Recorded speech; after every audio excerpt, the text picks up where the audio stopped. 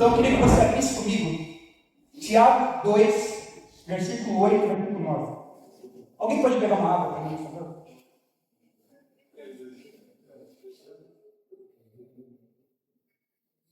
Tiago 2, 8 e 9. Quem está no celular aí é a versão NVT.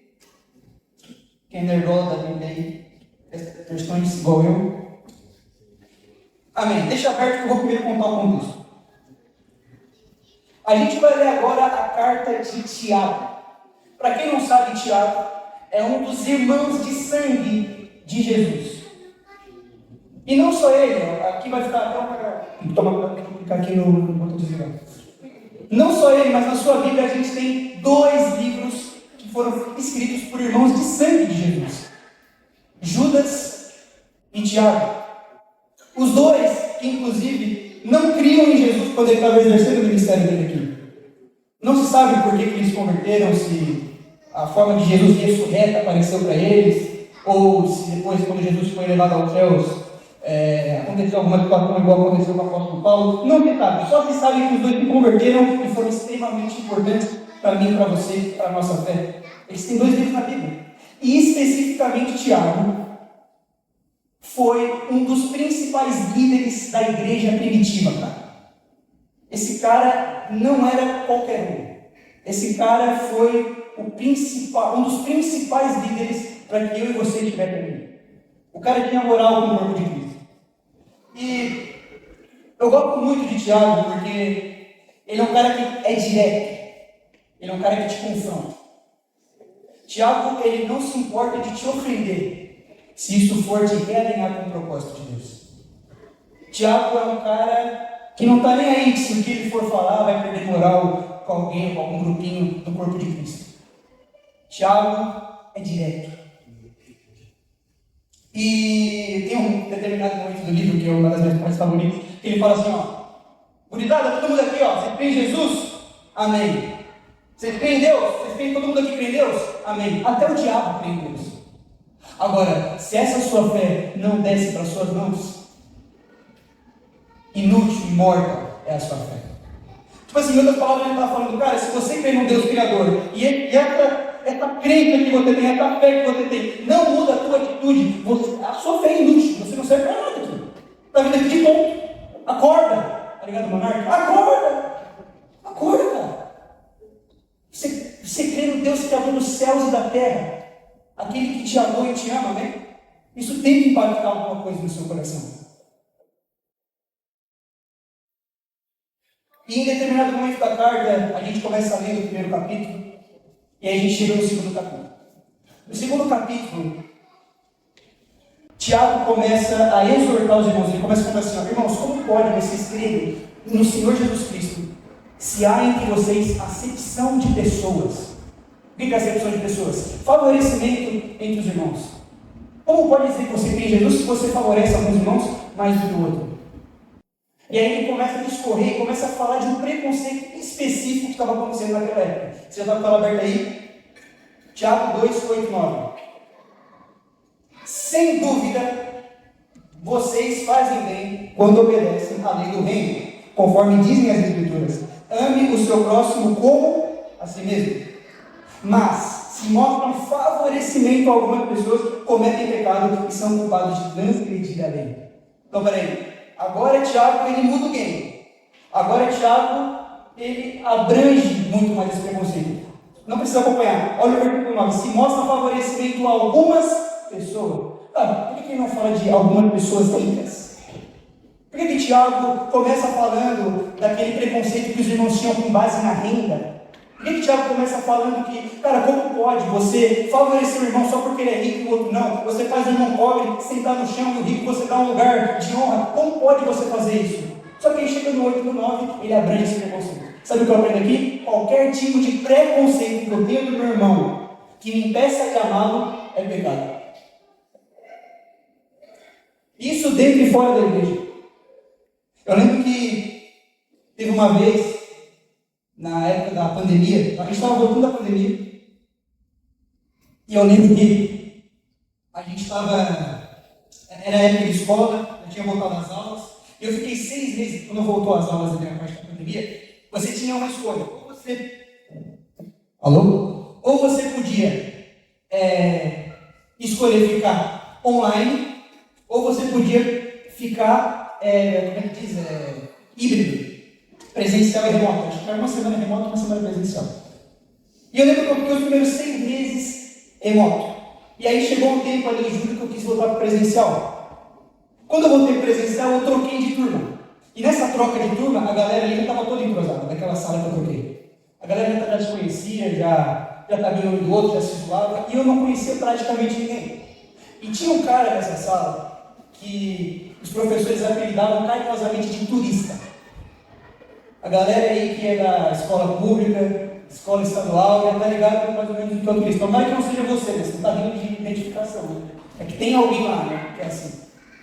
O que é o turista? É o cara que ele nunca vai para aula. Só que quando ele vai para a escola, ele está em qualquer lugar, menos na sala. Está ligado esse cara? O cara está na cozinha conversando com a tia da cozinha, mas não está na sala de aula. Esse era o turista. E esse cara era um cara meio despojadão, era um cara que usava corta-vento, calça larga, boné para trás, geral zoava ele, também se zoava. E aí a galera da sala achava esse cara de maconheiro. Porque realmente, esse cara era uma chaminé. Esse cara, como diz o termo, fumava criança quando era maconha. O cara era outro patamar. Ele não ligava, era aquela zoeira de amigo, ele não ligava, ele estava na brincadeira. E aí, nesse tempo que eu tinha chegado na sala, ficou alguns dias eu sentado num lugar. Só que esse lugar era de uma menina que não estava vindo para aula. Aí teve um dia que ela veio e eu tive que trocar de lugar. Aí eu olhei para a sala assim, falei, mano, onde é que eu vou sentar? Vou sentar ali. Era aqui, ó, primeiro lugar da primeira fileira colado na parede.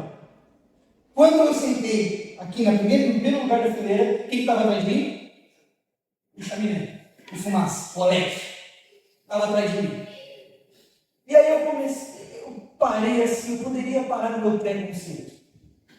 Eu poderia ficar na minha bolha gospel, na minha bolha evangélica. Eu poderia me apoiar naquela frase maravilhosa de Francisco de Assis: pregue o evangelho o tempo todo, se necessário, use palavras. Uau! Que frase, né? Frase para colocar na bio do Insta, frase para colocar na foto quando você posta. Maravilhosa essa frase. Agora, essa frase não pode ser uma muleta para a tua covardia. Jesus pregava com palavras. Você jogou na onde para falar que você não quer pregar com palavras? Então, eu poderia me apoiar nisso, eu poderia ver a vestimenta dele, ver o jeito dele de espolhadão e falar, mano, se eu falar de Jesus para ele, se eu chegar para ele e falar assim, mano, você conhece Jesus Cristo? Ele vai rir da minha cara, cara. Eu vou perder tempo, ele vai me zoar, eu não vou gostar, não tem para quê. Só que daí eu lembrei que na época que eu tinha voltado para essas aulas presenciais, eu tinha uma oração no meu coração. Falava, Deus, eu quero ser as tuas mãos e os teus pés aqui na terra. Eu quero ser as tuas mãos e os teus pés nessa escola. Eu não quero fazer nada, eu não quero falar, eu não quero precisar falar e usar uma frase pronta, eu não quero precisar ser algo completamente generalizado e falar, turma, quem quer que seja Jesus, levanta a mão, não. Mas eu vou me posicionar. O que o Senhor quiser que eu faça, eu vou fazer na oração. Essa era a oração que eu tinha quando eu ia para o busão, quando eu chegava na sala de aula. E eu lembro que, constrangido, depois de lembrar dessa oração, eu olho para trás e tenho que puxar assunto do cara, mano. Cheguei, bom dia? Bom dia. Tu fuma, né? O que eu vou falar com o cara? Na minha cabeça, o que eu vou falar com esse cara, velho? Tu fuma, né? Fumo. Massa. Onde é que você compra? O cara já estava quase passando o pico, achando que eu ia comprar uma parada, tá ligado? Ele pegou, não, mano, antes eu plantava, antes eu vendia, mas agora eu planto. Eu falei, massa, mano. É da boa? Como é que é a parada dele? Como é que funciona o negócio aí? E fui falando, e fui ouvindo, fui entrando na pira do cara, velho. Até que o Espírito Santo vai dando, cara, de verdade, se você não tem nada mobilizado na sua cabeça e Jesus está falando para você pegar o evangelho para alguém, vai. Na hora vai brotar pergunta, vai brotar coisa, só vai. E aí, naquela pergunta, eu já comecei a perguntar, e por que você fuma, mano? O que você vê na maconha assim? O que acontece? Eu nunca fumei. que acontece assim na hora que você está se drogando, na hora que você está fumando maconha? Ele usava mais coisa, provavelmente. E aí, fomos conversando e palavras dele. Ele falou, cara, em 5 minutos, eu contei toda a minha vida contigo. Ninguém nunca me discutiu assim. Sabe o que eu descobri? Esse cara era adolescente. Ele já tinha rodado algumas vezes, mas ele era adolescente. Mas alguns anos antes dessa nossa conversa, ele tinha saído da casa dos pais, adolescente morando sozinho. Família disfuncional, provavelmente ele achou que saindo de casa ia melhorar alguma coisa na vida dele. E tinha uma pessoa que ele confiava no coração, que ele falava das tristezas, das comemorações, que ele falava dos sentimentos, que era uma melhor amiga. E provavelmente era uma guria que ele curtia, só que ele usou a palavra melhor amiga. Sabe o que aconteceu? Essa melhor amiga se matou. E agora esse cara, sem uma família para dar apoio, sem uma amiga para ouvir, sem pessoas para abraçar, encontra na droga um refúgio para a depressão e para a ansiedade. Se eu ouvisse meu preconceito, esse cara ia ser ouvido. Se eu ouvisse meu preconceito, esse cara ia ser amado. Se eu ficasse mais preocupado com o meu ego, esse cara ia ser amado de alguma forma. Talvez ele ia. Talvez ele ia abrir o coração com um traficante. Ele ia abrir o coração com uma mulher da candomblé que estava lá para ouvir ele. Mas quando a gente ultrapassa essa parada do preconceito, essa parada da acepção de pessoas, da discriminação, Deus começa a agir na nossa vida. De forma sobrenatural. Eu lembro que acabou a aula, o seguinte era o recreio, ele foi para o recreio, ficou no recreio e telefone de maconha. Ganhar o fraco, se pedir de fraco para ganhar o fraco. Comecei a falar de maconha com ele e comecei a pegar o evangelho para ele, cara. Porque da mesma forma que eu ouvi ele também queria me ouvir. Cheguei para ele e falei, cara, e você já se refugiou talvez em alguma religião? E comecei a tentar ver pelas beiradas. Pegou e falou, mano, cara, vai parecer muito criada essa história, mas Deus é meu testemunho. Ele falou assim, ó, não só procurei em alguma religião, mas eu fui em 2 cultos satânicos. Eu parei de ir no segundo porque sacrificaram o gato. Ele não foi mais. Eu ia saber dessa história dele se eu não tivesse amado, se eu não tivesse amado o próximo como a mim mesmo. E você já se perguntou o porquê que é amar o próximo como a mim mesmo? Por que não é amar o próximo como eu amo a Deus? Por que a lei não é resumida em ame o próximo como você ama a Deus? Por que ame o próximo como ama a si mesmo? Já perguntou? Não, porque, aí você vai começar, porque a gente tem um amor separado para Deus, um amor ágape para Deus. E para os meus irmãos é um amor filéu. Você vai começar a dar umas respostas assim, teológicas, uau, vai passar de ano. Mas aí Jesus ele fala que no último dia, no dia do julgamento, a gente vai chegar até ele e ele vai falar, não os conheço. A gente não, em nome de Jesus. Muitos vão chegar até ele e ele vai falar, não os conheço. Como assim? Como assim, Jesus? Eu vinha para o culto de guri do Teens, eu vinha para o Teens pela vida, eu pulava lá na frente quando tocava estações, eu vinha para o despertar, eu vinha para o domingo, eu vinha qualquer culto que tinha. Como assim você não me conhece? Porque eu tive fome e não me deste de comer. Eu tive frio e não me deste de vestir. Ou seja, a partir do momento que eu amo meu irmão, eu amo a Deus. Então por que isso não se encaixa aqui também? Por que não é o próximo como eu amo a Deus? Porque Deus sabe que o meu amor e o seu amor é um amor hipócrita. A gente sempre tenta se conectar e amar a pessoa pelo que ela tem a oferecer, nunca pelo que ela é de verdade. Então por que não é o meu próximo como ama a Deus? Porque você já ama o próximo como você ama a Deus. Porque muitas vezes você chega no seu quarto pensando no que Deus pode te recompensar. Você não ama Ele só, a gente não ama Ele só pelo que Ele é. Então você já ama o próximo como você ama a Deus. Não, porque agora eu estou no auge com Jesus. Eu estou assim, Messi 2012, Cristiano Ronaldo 2017 e JV de 2025. Eu estou jejuando uma vez por semana, eu estou orando todo dia, eu estou lendo pelo menos 3 capítulos da Bíblia, eu estou vendo no Teams, teve que dar para abrir no Teams, eu estou vendo tudo na igreja, estou quase morando na igreja, tenho certeza que Deus vai me dar aquela mina que eu quero no Teams. Eu tenho certeza que Deus vai me dar aquele trabalho que eu quero. Eu tenho certeza que eu vou amadurecer a tal modo que Jesus vai começar a confiar coisas. Deixa eu te perguntar uma parada, Jesus deve alguma coisa para você? Ele deve alguma coisa para você? E se você fazer tudo isso que eu acabei de falar, e não acontecer nada? Você só tem intimidade com o Pai. Você vai continuar amando Ele. Se Ele te mostra, Ele fala assim, ó, é o seguinte, ó, não é aquela guria. Ó, continua. Você vai continuar amando Ele como você ama? Será que a gente tem coragem de começar a olhar para isso e pensar?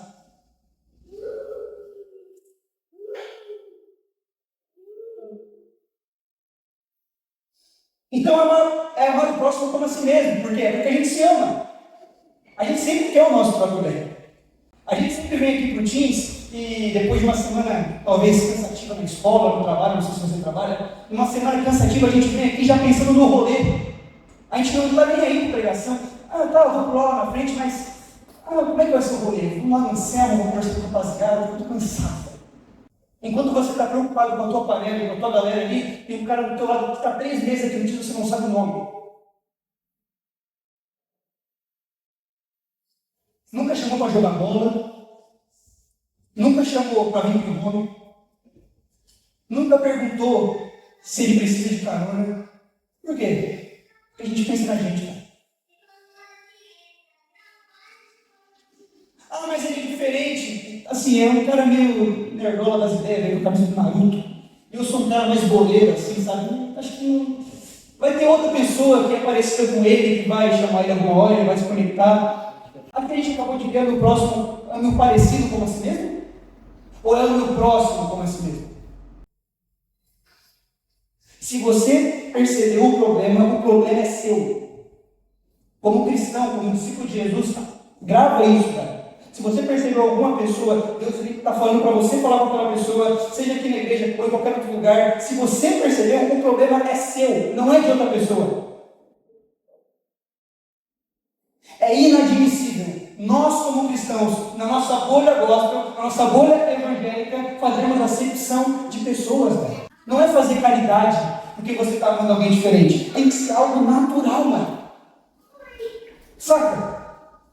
Todo culto, mano. Você percebe, eu acho que tem a parada de visitante, né? A Cláudio Marcelo pergunta quem é visitante. Percebe quem é um guri, que é um moleque, mano. Qual é o guri que é visitante hoje? Grava quem é, grava onde está. Acabou o culto. Fala com ele. Aí o que eu vou falar? Pelo amor de Deus, mano. A gente é homem, a gente consegue se conectar com o outro muito mais fácil do que as gurias, velho. Eu falei bem na hora que as gurias estão aqui, né? Peço perdão pela ofensa. Mas a gente é homem, a gente consegue se conectar mais fácil, velho. Chega, mano. Como é que é o teu nome? É a primeira vez que eu estou aqui, né? Você ia em alguma igreja antes? Não sei, você nunca foi em nenhuma igreja evangélica? Mano, olha só. Geralmente os crentes têm o costume de sair daqui para outro lugar. Geralmente é um ancião. A gente não tem credibilidade para nada. A gente só vai para o ancião. Então, se quiser pular para a gente, vamos lá. Então, tem que ser algo natural isso, velho. Amém? Estão comigo? Eu não estou falando que você ter uma panela inteira aqui dos próximos é pecado. Entendeu o que eu estou falando? O que eu estou falando, como também o pastor fala, é não colocar tampa na panela. Jesus tinha os seus próximos. Amém? Jesus tinha os 3 que ele mais confiava. Só que por ele ter os 3 próximos, isso não fazia com que eles fossem mais favorecidos do que os 12. Isso não fazia com que os 12 fossem mais favorecidos do que os 120, que todos que ele tinha. Está entendendo o que eu estou falando? Amém? Amém. Ainda na acepção de pessoas, larga essa frase. Coach está começando a se instalar na igreja. Que é, eu vou ficar perto de quem vai me fazer crescer. Essa frase é uma frase coach, como eu falei. Uma frase às vezes mais usada em meios corporativos, meios de network, o cara quer estar perto de alguém que vai fazer a empresa dele crescer, ou o nome dele no mercado de trabalho crescer, mas aí a pessoa pega essa frase e fala assim, eu vou ficar perto de quem vai me fazer crescer em Deus, de quem vai me deixar mais perto de Deus. Uau! Bonitinho, né? Vão ter momentos que você vai ter que se afastar de pessoas, mas na maioria das vezes, escuta o que eu estou falando, vai ser algo muito natural.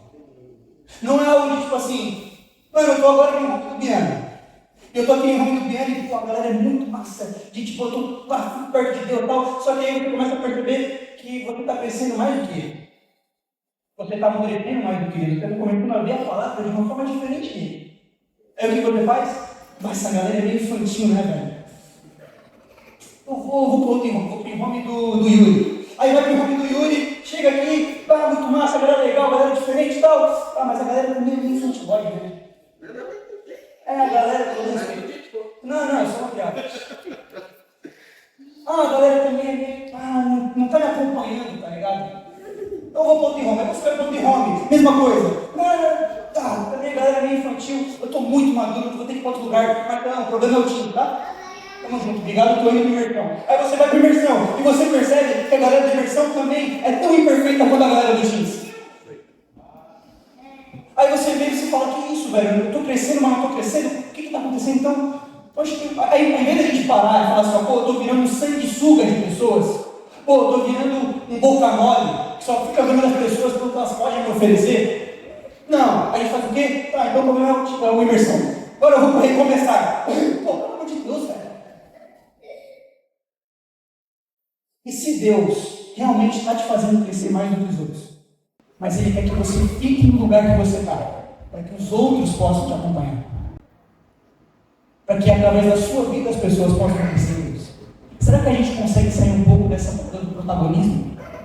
Eu vou procurar as pessoas que vão me acrescentar algo e começar a ter uma mentalidade de tipo, como eu posso acrescentar na vida de alguém? Será que a gente consegue fazer isso? Sair desse protagonismo de tudo eu?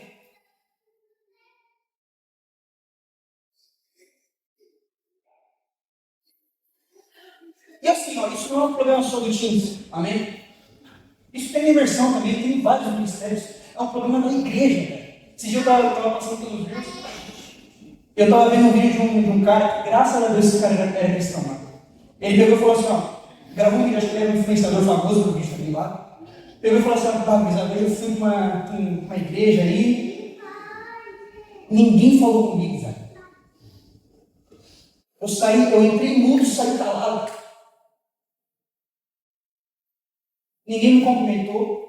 Tinha até uma galera aí na frente, mas estava mais preocupado em falando com outras pessoas que não me viram, só passei direto. E aí ele falou, por que eu falo grave desse cara aí? Porque ele pegou e falou assim, não, mas na próxima semana eu sou cristão, eu vou continuar indo lá, vai contar com uma coisa, glória a Deus.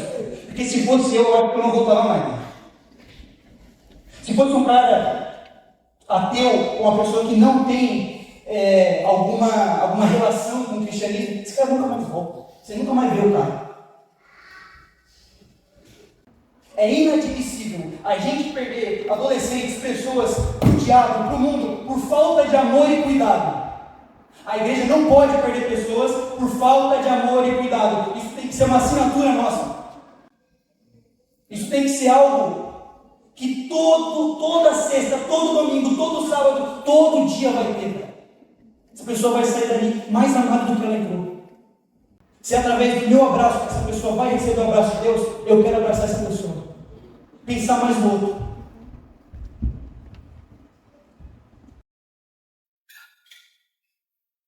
Essa acepção de pessoas, cara. Essa acepção, essa forma de favorecer mais uma pessoa mais do que a outra, vem afastando as pessoas do amor de Deus, do amor de Cristo. E a gente não está percebendo. É tudo muito rápido. O Teams tem 2 horas, 3 horas. Acabou domingo, mesma galera. A gente não.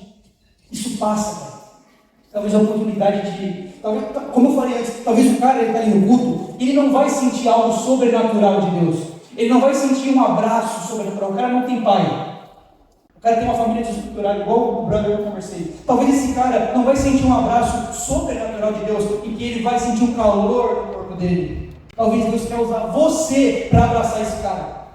E através do seu abraço, ele sentiu o abraço de Deus. Ame o próximo como a si mesmo.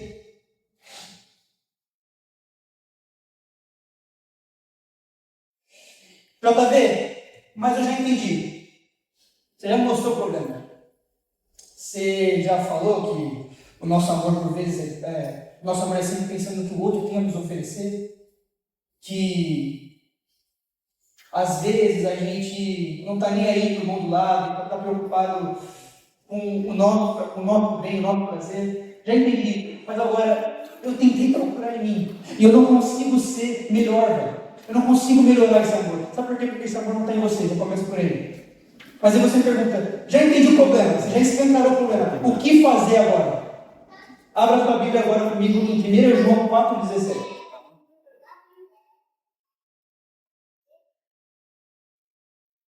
Vai ter louvor mesmo? Qualquer coisa não. Fechou. 1 João 4,17, versão NVT.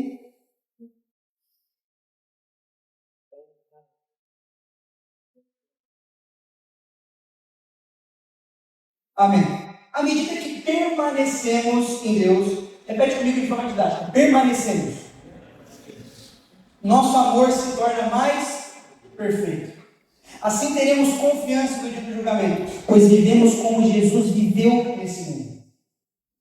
Sabe o que mais me chama a atenção nesse texto aqui?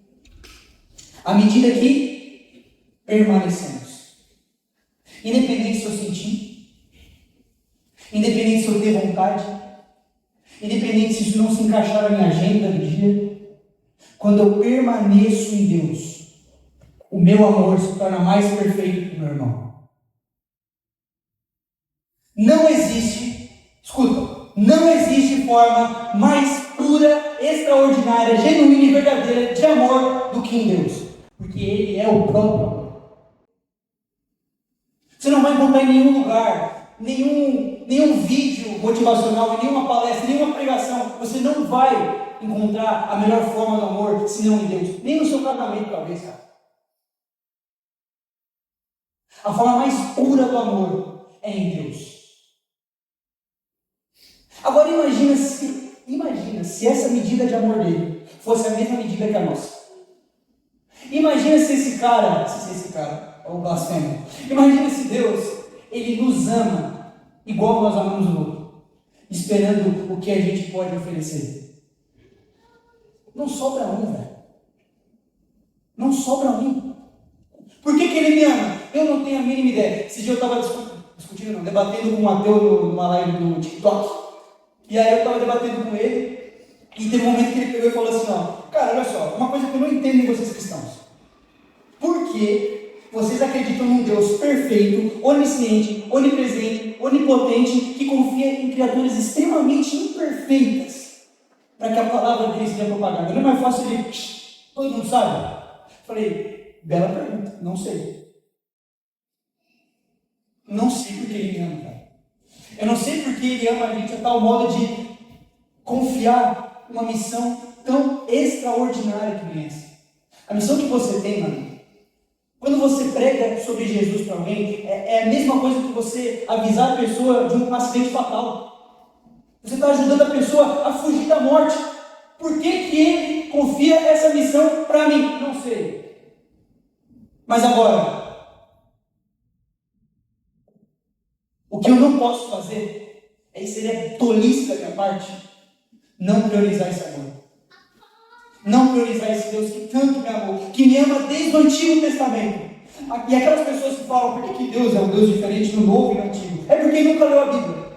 Porque vai ver que Deus, no Novo Testamento, também castiga, velho. Se você for ver a história de Ananias e Safira, você vai ver que Deus também castiga no Novo Testamento. E de semelhante modo, no Antigo Testamento, desde Juízes, para tirar Moisés e alguns homens de Deus da jogada, desde Juízes, ele levanta juiz, ele levanta pessoas, ele levanta situações para tentar trazer o povo de Israel para perto dele. É como se ele estivesse falando assim, ó, gente, pelo amor de mim, olha para mim, está acontecendo isso, está ruim, vocês estão passando fome, estão passando dificuldade, olha para mim que eu sou a verdadeira salvação, eu sou o verdadeiro amor, eu sou a verdadeira misericórdia, olha para mim, cara. Sabe o que acontecia? Israel virava o rosto, criava outros deuses, se misturaram com a cultura da Babilônia, chegando no ponto que o próprio Deus teve que descer do céu para pagar algo que eu e você merecemos. Por quê? Por amor. Naquela cruz, foi a melhor representação de amor que a humanidade já viu. Gurizada, leitura bíblica, como eu falei antes, leitura bíblica, jejum, oração, vim aqui para o Teams, vim para qualquer ministério que você conseguir vir na igreja, amém, faça isso, cara. Só que a sua mentalidade não pode estar nos seus esforços. Você não pode estar com a mentalidade de eu vou fazer isso aqui para Deus me amar ou para Deus me dar alguma coisa. Você tem que estar com a mentalidade de tipo, eu preciso estar o mais perto desse amor que eu puder. Se é no sorriso do meu irmão, que eu vou ver o sorriso de Deus, eu quero estar ali. Se é orando, se é acordando 3 da manhã, que eu vou ver Deus, eu vou estar mais perto do amor, é ali que eu quero estar. Se lendo a Bíblia, 3, 4, 1 capítulo, tanto faz, eu vou estar mais perto desse amor, é ali que eu quero estar. A tua mentalidade tem que estar em ficar mais perto possível que você puder desse Deus.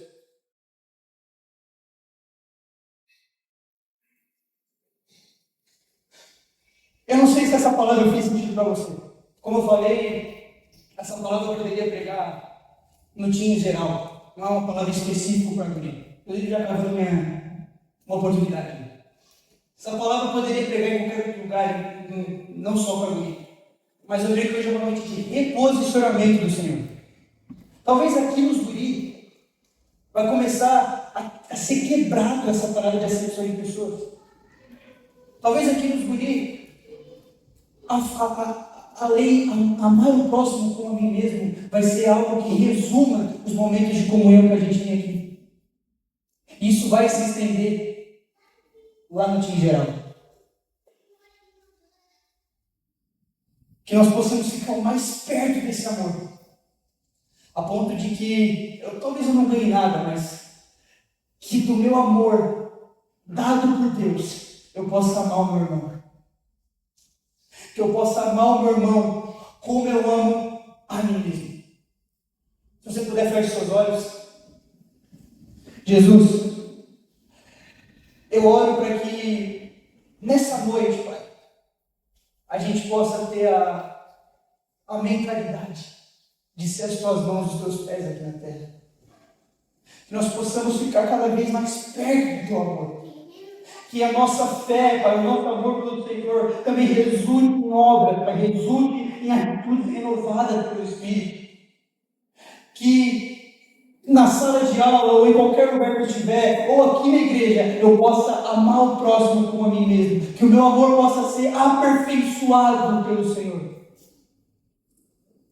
Pai, eu oro para que todo aquele preconceito, seja cor de pele, seja posição política, qualquer tipo de preconceito que é pecado, qualquer tipo de preconceito que faça eu não amar o meu irmão, que seja quebrado agora pelo teu Espírito, Pai. Eu oro para que aqui nos guri do Teams comece um avivamento de tal forma, Senhor, que amor vai ser exalado nesse ambiente, Pai. Aqui eu não estou falando com guris, aqui eu estou falando com homens, Senhor. Que eles possam ser consagrados na Tua Palavra. No poder que é no nome de Jesus e somente de Jesus. Amém, amém e amém. Amém.